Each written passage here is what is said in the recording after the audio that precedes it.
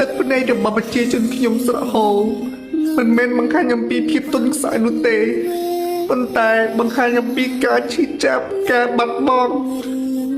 ដោយសារការឆ្លៀនពៀនពីសំណាក់ប្រជាមិត្តបងប្អូនជនពិសេសរាប់ពាន់នាក់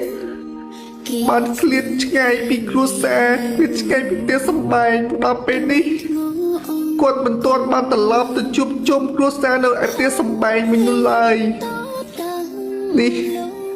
គឺជាការឈឺចាប់ដ៏ធំធេងបំផុតដែលកូនខ្មែរត្រូវដឹងរួមគ្នាដាស់ស្មារតីជាតិ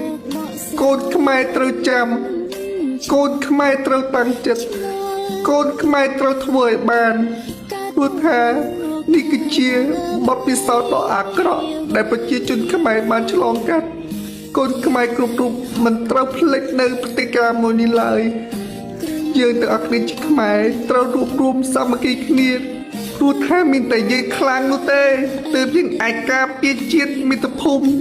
និងការពារបងប្អូនប្រជាពលរដ្ឋខ្មែរយើងបានបងប្អូនជនភៀសជាច្រើនបានស្រក់ទឹកភ្នែកបន្ទាប់ពីគាត់បានឃើញវីដេអូនេះ